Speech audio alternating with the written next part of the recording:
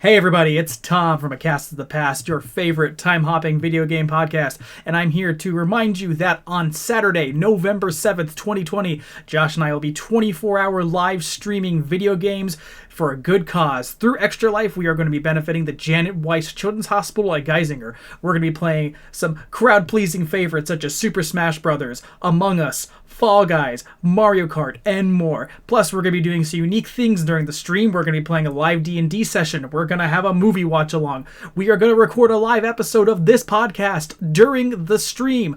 And you can buy in for some fun activities. There will be a tier list of donations. Any dollar you give will be appreciated, but the more you give, the more you get. There'll be some special interesting things to see, so come on out on Saturday, November 7th from 3 p.m. till 3 p.m. the next day. It's going to be 24 hours of awesomeness, and we hope to see you there.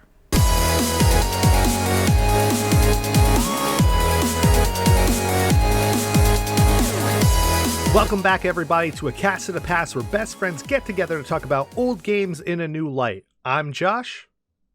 And I'm Tom. And today, we are concluding the spookiest month of the year, October, with one of the most spookiest games to release on the Gamecube, Luigi's Mansion. All the Eternal Darkness fans are going to rip us a new a-hole in the comments. I mean, no, honestly, Josh, I think this is going to be a very nice chaser to the three games we did this month, because we started on heavy human drama, and then we went into gory zombie nightmare, and then we went into existential family horror, and now it's and now it's cartoon Italian man looking for his brother. It's great. This is more wholesome horror. Yeah, absolutely wholesome horror. But that's great. But I talk about this being one of the spookiest games on the GameCube because this was a launch title for the GameCube. You want to talk about scary, releasing a Nintendo console without Mario as your mascot. That's pretty terrifying. That is bone-chilling. You're right. They took a horrific gamble with this, I gotta say. So Josh, I know we get to this eventually, but the launch of the GameCube. When did you get your GameCube? I got my GameCube Christmas Day. 2001? Yep. All right. Yep. I got my GameCube day one, 2001. I pre-ordered a bundle. I saved all my money up from shoveling snow and doing chores and crap, and I pre-ordered a GameCube launch bundle. And they had at GameStop every launch game, like you could pack in 3, and I almost didn't get this game. I originally had bundled Wave Race Blue Storm, Star Wars Rogue Leader, Rogue Squadron 2, and Luigi's Mansion. And then, I was 13. It was around that time of your life where your friends and the people in your social circle start growing up, and some stuff stops being cool. Some stuff starts being for kids. And I was like, is Luigi's Mansion not cool because Luigi is for kids? And I took it off the pre-order list, and I replaced it with like that year's MLB game. But then I started getting FOMO. I'm like, but it's a Mario game, and you can't miss out on a new Mario game. So then I put Luigi's Mansion back in, and I flip-flopped on it, and eventually landed on this as one of my first GameCube games. Yeah, when I got my GameCube, I got Batman Vengeance. Well, actually, okay, hold on. I got my GameCube Christmas Day with no games. Oh, wait, whoa. Yeah. Yay! Yeah. Oh. Luckily enough, the West Coast Video by us was open Christmas Day. What? Finish it. Oh, West Coast Video, take home the entertainment. Take home the entertainment. Okay. I went down there Christmas Day because they opened at noon, because people who got money or whatnot could rent games or rent movies and stuff like that for their new DVD players or their new video game systems. Whoa! Yeah. So there's menus now. I rented Batman Vengeance because it was a Batman game based off of the animated series. And I was like, okay, sold. Then I bought Star Wars Rogue Leader. Because you bought it from West Coast? No, I bought it from Walmart. Oh, shortly after. They probably marked it up. Do you know what's really bad about buying these games though, Tom? As a kid? Oh, what? Forgetting that you have to buy a memory card. Oh, you didn't have a GameCube memory card. I didn't have a GameCube memory card. So I kept constantly playing these games over and over and over and over and over again, to the point where I was so done with the beginning of the game. Then I finally found a memory card. And the memory cards were like $50, $60 themselves when they came out.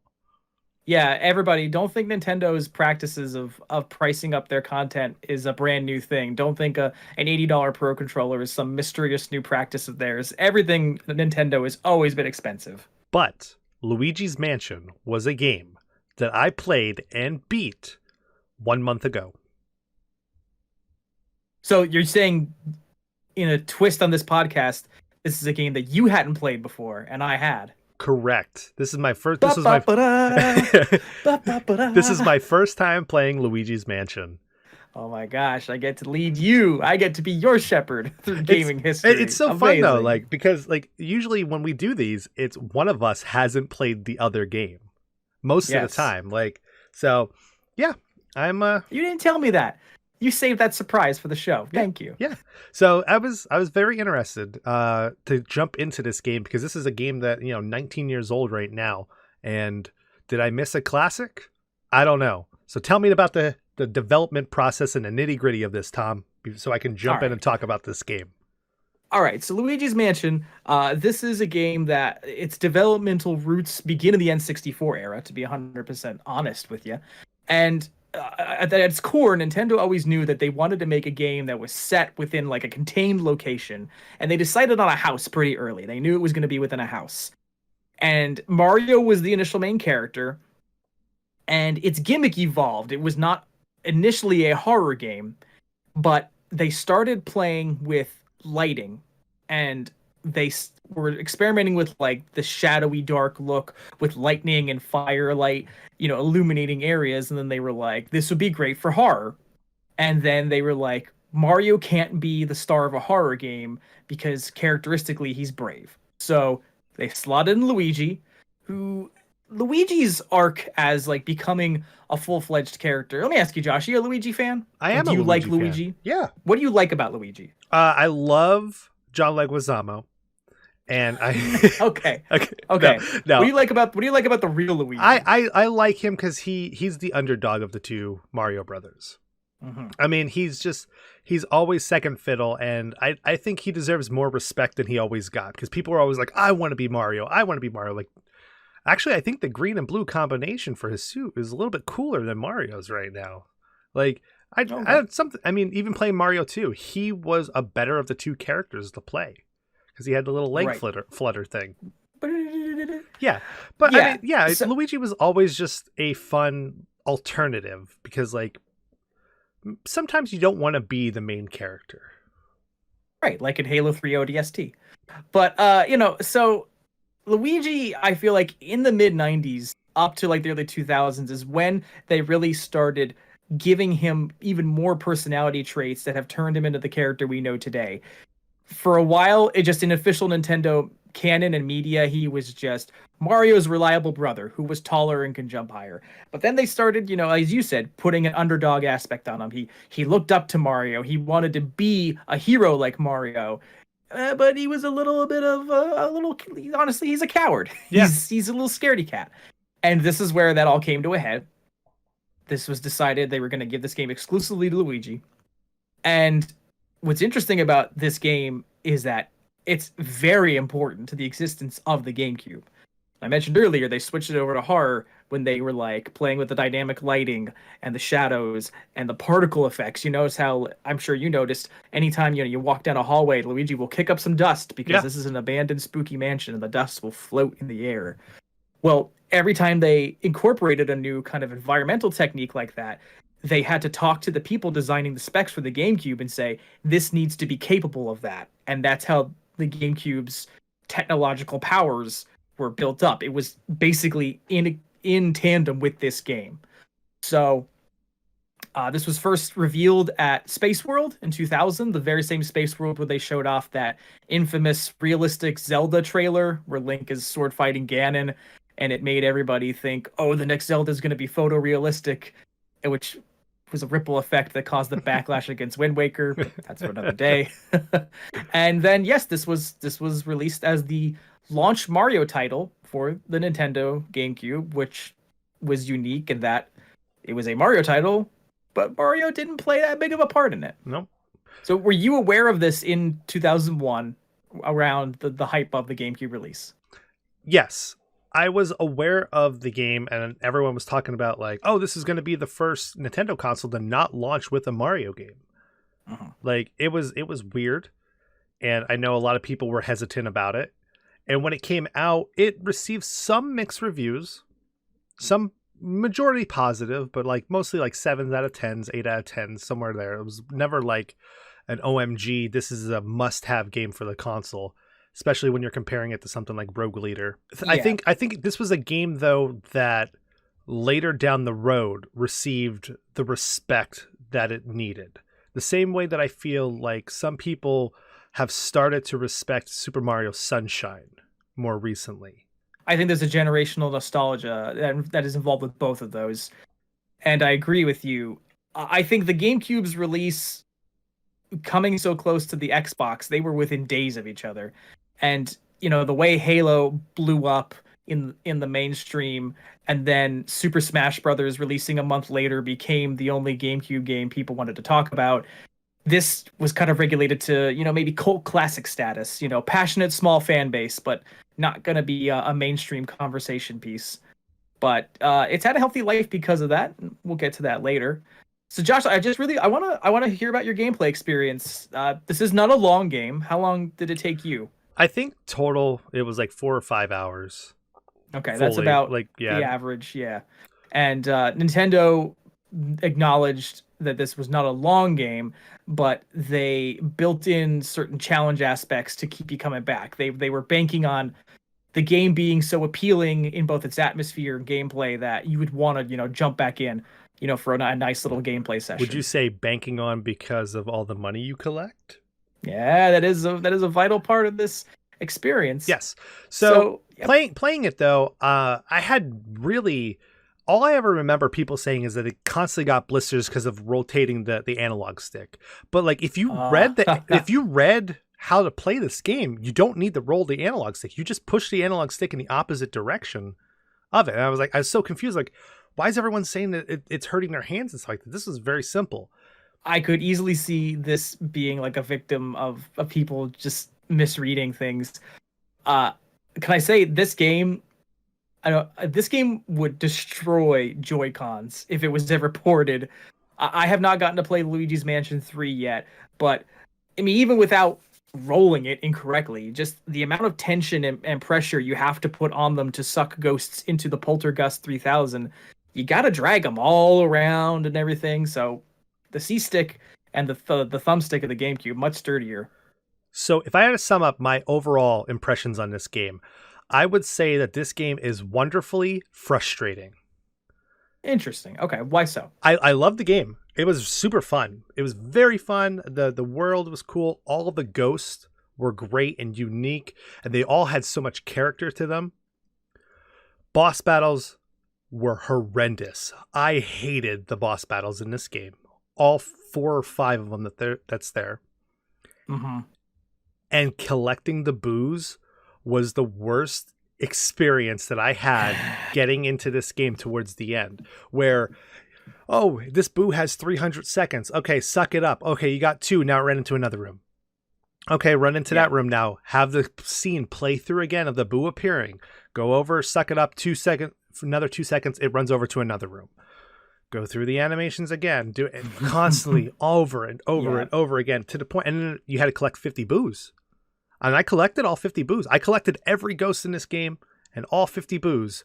And all I got from it was a giant pearl or whatever the hell that thing was. Like, oh man, the reward for doing all that stuff wasn't worth it. Okay, yeah, no, I feel you. I will also acknowledge the booze being a problem, and we'll get to it. But yeah, I feel like this game does hit a bit of a wall towards its finale, where the way that they're stretching out gameplay almost reaches padding status, and it's a little bit frustrating to see Nintendo do something like that. So, yeah, but I agree with you on the wonderful part and the frustrating part. But you know, let's talk about this mansion. What's Luigi doing in it, Josh? Do you want to inform everybody of why we're here? How did Luigi get here? So Luigi won this mansion. It was great. He didn't enter a contest and he won a mansion. It was crazy. Yeah, he had no idea how that happened. And I don't know about you, Josh, but like I get phone calls all the time about auto insurance that I don't actually have, or social security crimes that I didn't actually commit. But Luigi wins a contest he didn't actually enter. Man, dude's living the dream. So he goes to investigate it, and he finds out that it's haunted. Surprise, surprise. And it's haunted by booze and several other different types of ghost inside of this. But it's led by the infamous King Boo. And King Boo has kidnapped Mario. Mario! Which, can we just say, the voice acting to this game is just so wonderful. Even though it's just a couple little lines here to Mario, Mario. Like, it's so fun. Charles Martinet is incredible as Luigi. He's very good. Yes, so it's a sinister plot wherein Mario has been kidnapped by some ghosts, and he's been put into a painting. And Luigi is rescued very early on from almost being paintingified himself by Professor Egad, Elvin Gad. Josh, what's your opinion on Professor Egad? I like him. He's fun. He is he reminds the me Doc of Brown. Yeah. He is the Doc Brown of the Mario universe, the wacky eccentric inventor. He honestly looks like he should have been in the Pikmin series. Like his character design. Yeah, small body, big kind of round head. I could see him being like Olimar's dad or something.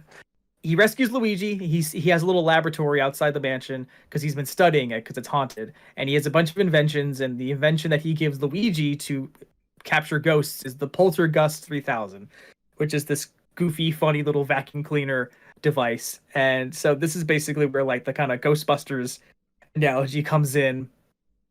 He also gives Luigi a special flashlight, and he gives him a Game Boy Horror.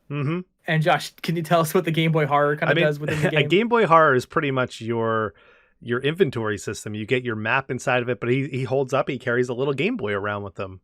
And you can see what rooms you've gone into, what ghosts you've captured, what ghosts you haven't captured. A whole bunch of other stuff, like what type of inventory you have when it comes to like money and stuff like that. It's really fun, and it's a Game Boy. He has pretty much just the Game Boy. And it was a nice little added feature. I was like, oh, that's adorable. I think it's really nice that it's not just like something that like is only on screen for you, the player. It's like Luigi will take out the Game Boy Horror and look at it. It's very good. You see him carrying it around too as he's walking around. He's walking around. He's like, Mario. I just want to gush a little bit real quick about EGAD. Again, great. Probably one of my favorite like side characters in the Nintendo canon. I don't know if you remember this, but fans will also be interested to know that he appeared in a couple side games. I know he's in one of the Mario and Luigi RPG games as a character. He has some indirect references in Super Mario Sunshine, where you find out through a line of dialogue that he created the magic paintbrush that Bowser Jr. uses to wreak havoc on Isle Delfino, and he also created Flood, the water jetpack that Mario uses, because like when Flood's booting up, you see EGAD's logo and name in like the boot menu. Yeah. But overall, he has not been in a mainline Mario game since Sunshine, unless there's some kind of buried reference to him that I've missed. And honestly, Josh, that bums me out. I'm pretty sure he's a good character. Wasn't he? Yeah, he was in Luigi's Mansion 2 and 3, right? Well, I mean a mainline Mario game. Oh, because I'm sorry, actual Mario. Okay. Yeah, like he's stuck within this series, but like they put him in Sunshine, and it was kind of like, oh, we're expanding the universe a bit, you know, and then just like he's just gone again. A little bit of a bummer. Yeah, I mean, we'll see. I mean, Birdo appears every now and then. Like, why can't EGAD appear? Yeah, I like fun Mario canon stuff when they do things with it. But all right, so Josh, Mario's missing. Luigi's got a Ghostbuster that's a different backpack. game. That's a different game, Tom. Oh yes, Mario cannot be found. Okay. Luigi has a Ghostbuster backpack. So what are we doing, Josh? What's the goal of this game? As one person would say, bustin' makes us feel good, and we're going in. That's not safe for work. Okay, we're going in, and we're going to be ghost busting. We're catching booze, and then catching all the residents of the mansion itself. Yes, the portrait ghosts. Yes. So I guess whatever family or residents lived in this house. Their portraits were on the wall, and the evil powers of King Boo resurrected them all, and now they float amongst the mansion as distinct kinds of ghosts, and they're more powerful as a result. Like I said, there's a lot of character in all of these ghosts. I was actually surprised with each one being so distinct, and you understood like how this person lived their life every time you ran into them. You know, where you saw Mr. Lugs, he was sitting there at the table just eating, and constantly people bringing food to him over and over again. And you're like, okay, so he's the fat one. Like Mr. Lugs, he's the Augustus Gloop. He was one of my favorites because he reminded me of Fatso, the obese uncle of Casper from the 1990 film Casper, Yep. and how they had that scene where they were eating and the food was just falling through them. Yeah, and then you had like the Slim Bank Shot, which he was the one that was in the billiards room where you had to catch the balls and then shoot them at. Yeah, like they all had distinctive ways that they moved. Nana, the way that she was sitting on the chairs knitting and stuff like that the whole time, and if you interrupted her, she was upset. Madame Clairvoyant, Clairvoya, that's what I took it as. Yeah, like she was there to be guidance for Luigi. She knew that she was a ghost. She knew what was going on, but and then at the end, after you got all the Mario pieces, she was like, "Hey, capture me!" Like she knew it was like, okay, time's up. I'm done. I did what I need to do here. Like then you had ones that sucked, like twins, and the soldiers. Twins, Harry and Orville, or named after the Wright brothers. Henry and Orville, correct. Thank you. Named after the Wright brothers. Yeah, the Clockwork Soldier ghosts were a pain in the neck. I like Biff Atlas though, the big roidy ghost who's like the 1900 strongman. Vincent Van Gogh. Vincent Van Gogh, yes, that was a very good ghost. All, like I said, all great personalities. Chauncey the baby. Yeah. And you mentioned you did not like the boss ghost. Chauncey is the first one, I believe. Bulossus was the worst boss fight of this whole damn game. Like, not a fan. 20 boos. You had to freeze them. It was just frustrating. And why didn't I just have the ability to switch my elementals and my thing, rather than having to go and find a flame, capture the flame, then be able to use that, or find an ice box and use it from there? Like, why couldn't I just have them all at my disposal inside my flood, rather than having to go down, walk around the room? And that one door is always locked. I don't know if you could ever open it, but so you always had to go along the back of the house, back up through the gym, and then to go up the stairs. Like, the game only took so long because certain areas of the world were blocked off to you the entire time. It's frustrating. It's frustrating. I get you. No, I get you. As Josh was mentioning, yeah, the Poltergust eventually gets some increased abilities to shoot out projectiles based around, as he mentioned, fire, ice, and water. And you activate that you have to physically, you find a lit candle and you suck up the fire, and boom, now you're in fire mode.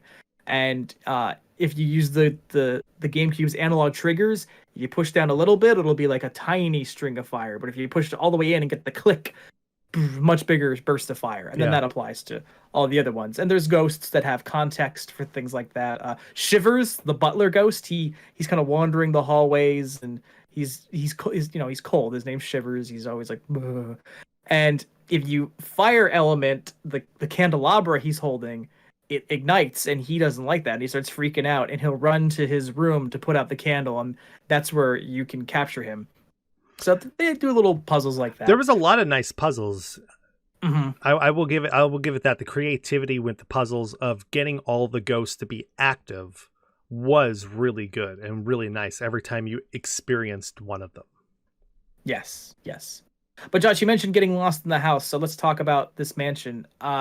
It's this big 3-ish story house, and I will say its size may be a little bit daunting, but like I honestly liked the layout. I liked the way that the house is constructed. Everything kind of has a place and makes sense. It's like, oh yeah, like that would be a room that this should flow into, or something like that. What did you think about the design? it seemed like a legit house. Like there wasn't any waste space.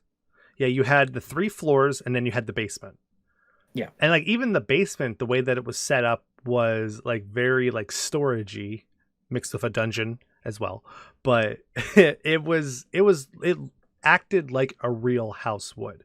You go in, you have your big grand room there at the staircase, you go through the thing, and then you go into your dining room, or you go into, you have some, side rooms or a foyer or, a ballroom upstairs. Like there was so much inside of it. It looked like it was an actual mansion. And it even came with hidden rooms, secret passageways, like another spooky mansion would have, which goes into some of the optional boss fights that you would see or optional rooms that you'd be able to go into. But yeah. There's only a set amount of ghosts you need to capture to complete the game, but there are some optional secrets and things you can find in this game. And another thing that this mansion's packed with, wall to wall, is a lot of money and treasure.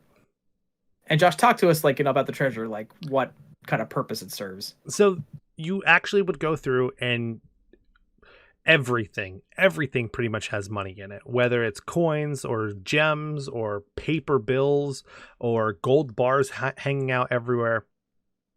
You suck up everything, and at the end of the game, once you beat it, you are given a grand total of all the money that you've collected. And with that money you collected, you would get a overall ranking for the game. And I think the ranking goes from like rank H up to rank A, if I'm not mistaken. I think when I finished it, I might have gotten D or C, which I was actually shocked that I did.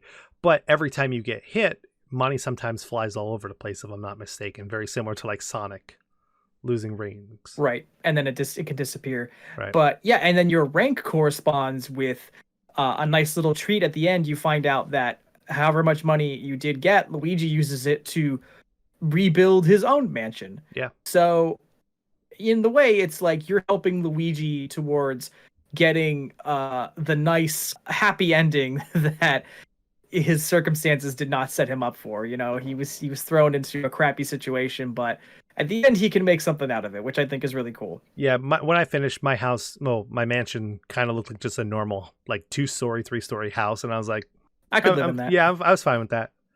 I'm not going to be upset. In this area.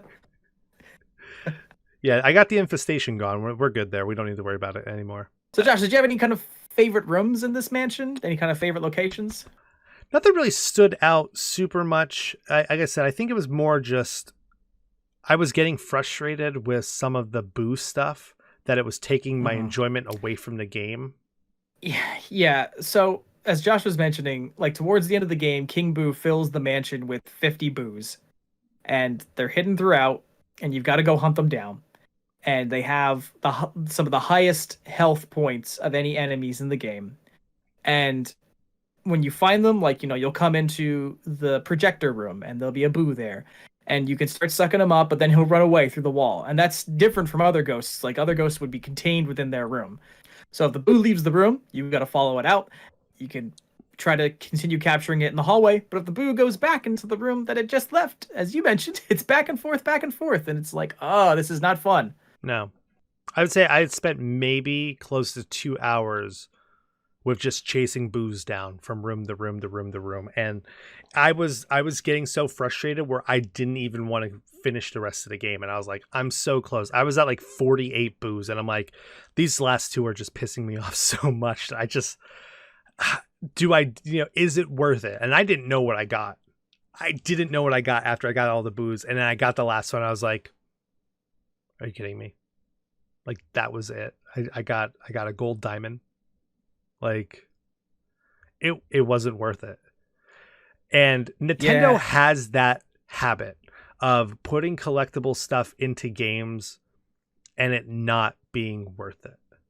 What would you say are some of the biggest Nintendo collectible blunders? Anytime you play a Mario game and just get an alternate opening screen. Like Mario Kart, yeah. Yeah. Anytime Breath of the Wild, collecting all of the seeds, the Korok seeds, getting poop, and then afterwards it's just useless. It's pointless to get all of it. Well, you expand the inventory slots. I mean, there's that. But after you get the poop, there's nothing else afterwards. Like they just have that habit though of saying like, hey, go and collect all this stuff, and then you get there and it's like, do I get anything cool? Like, I know, like, playing certain games where you get like fun stuff for collecting everything, going through, there was one of my favorite ones is in Dead Space, where you go through and you collect all the stuff, or you complete, or you beat it on all the hardest difficulties, and then you get like a foam finger gun, and then he goes pow pow pow pow pow, and he blows stuff up with it. Like, that's something fun and something stupid. You get fun stuff in a lot of other games, and Nintendo has that habit of just saying like, hey, do this stuff, and then there might be something cool at the end of it, and then you do it and not. Like, collecting all of the moons in Mario Odyssey got you what? Nothing. I mean, you hit the certain point, you unlock Darker Side, which is like kind of the experience gauntlet, But I think, yes, there is a certain point in Mario Odyssey where moons just become a collectathon kind of item, and for the sake of itself. It's just there for people who want that satisfaction. Let's talk about like even like with Mario 64. What do you get for collecting all the stars in Mario 64? Well, you get to go visit Yoshi at the top of the castle, and you get 120 or 100 mushrooms, so you get 100 lives to just go and play the game. It meant more back in the day when live. Well, I mean, I don't think live systems mattered even then. I think when I was a kid, I thought that was the coolest shit in the world. As an adult, yes, I admit it's kind of like, yeah, all right, great. Here's extra lives in a game where after you just lives beat shouldn't it, matter. Right? Yeah. I don't know. I mean, it wasn't worth doing all that extra work leading up to the final boss fight against King Boo, dressed up as Bowser. And this is where I died the most. Okay, the final boss. Yeah, it was just the controls of trying to grab the giant boulders and shoot them back at him and stuff like that was just, it was very frustrating. And I don't know, I think everything in this game was good except the optional stuff and the boss fights. The game had a great atmosphere, had great characters, had a great world inside of it. It's just the main pieces or alternative pieces of this game were what hurt it. Like the bosses to get you from point A to point B to unlock the next area were frustrating to get through, to going into the final boss fight and the camera going to a different perspective. And now you're trying to relearn how to like move in this way and how to aim. And it's really hard to aim when you're a little bit above your character, when your character is looking up and down. Like, it's hard to judge where you're going to be doing that kind of stuff. I get you. Without the boss fights, without the boos, this game was wonderful. Hence going back to saying it was wonderfully frustrating. And it's great. Don't get me wrong. It's a great game. Yeah. But frustrating. Yeah. I get you. Aggravating, it is. That was me being Yoda. And, it's just, but it's charm and its character is what I think has preserved it. It's a lot like the Wind Waker, everyone remembers the Wind Waker for how it looks and how fun it and what great spirit it had. But then you reach the point where you have to go on the ship and find the 8 scattered pieces of the Triforce in the ocean. But first you have to find all the maps that show you where each of the pieces are, and you have to go pay Tingle to translate the maps.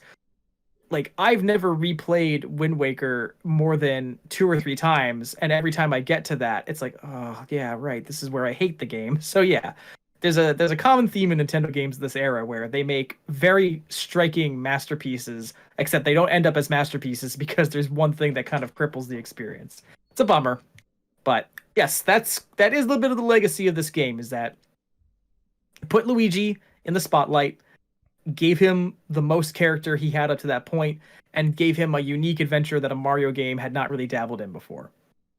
And so, Josh, you mentioned it's kind of got like, positive but still mixed reviews. And for a while, this franchise was kind of quiet. And I shouldn't say franchise, it was just an IP then, but then it became a franchise when we got Luigi's Mansion Dark Moon on the 3DS. And then we got a 3DS remake of this game, Luigi's Mansion, and then ultimately it culminated in Luigi's Mansion 3 on the Switch.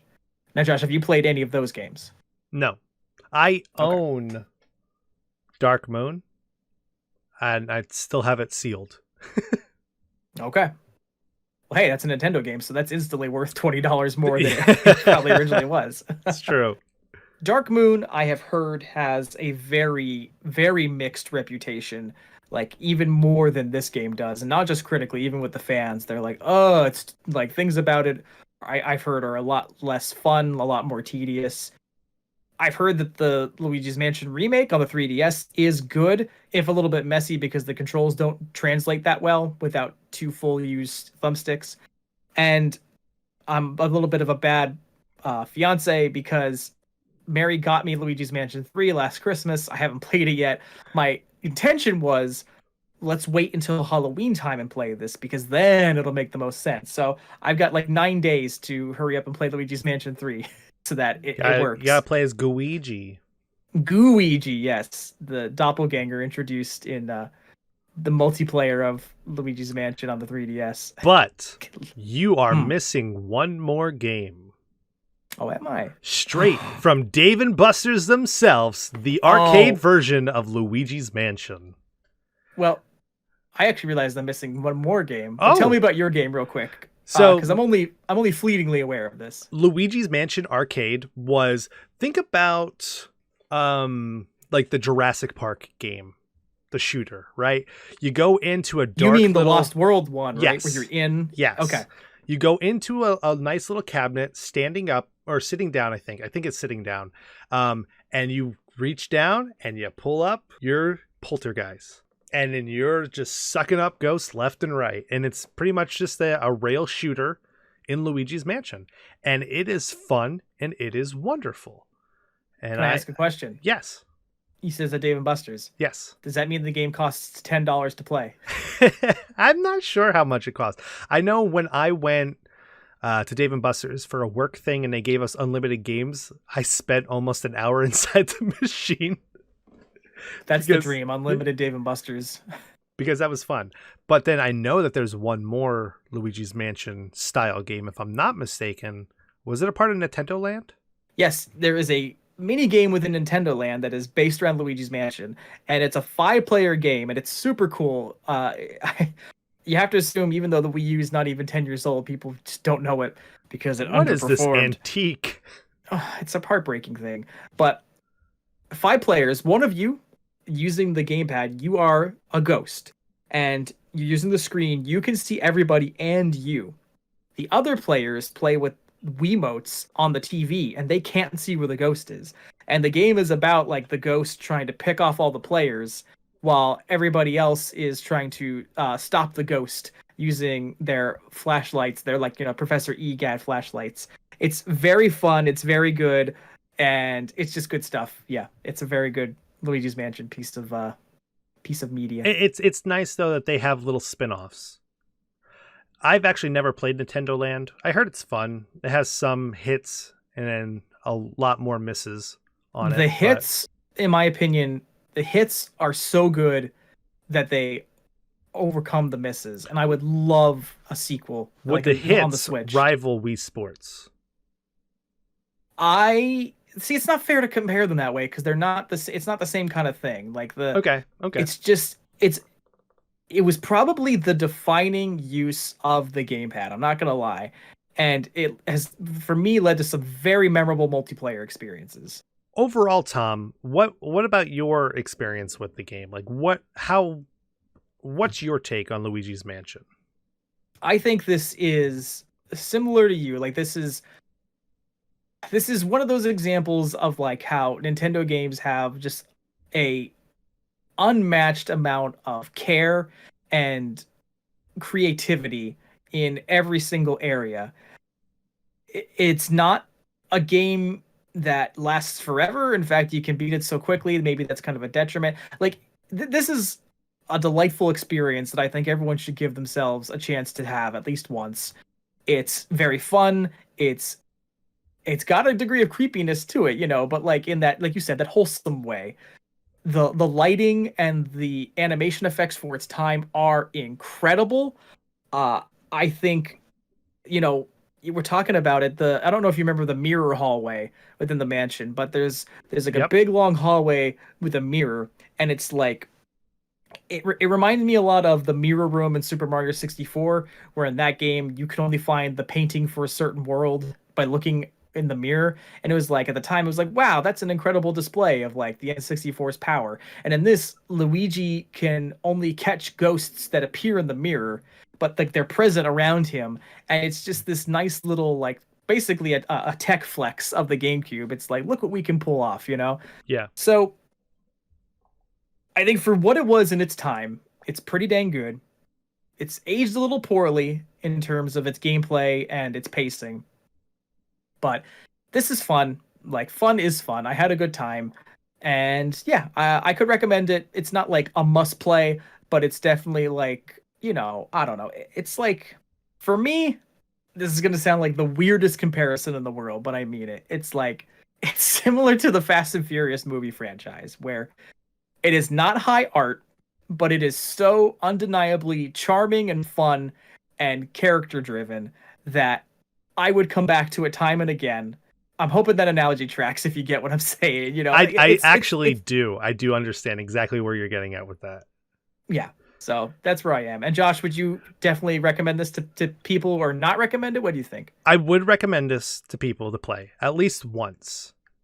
Take it however you want once you're done. I don't recommend going and completing the whole game, like completing every little objective in the game.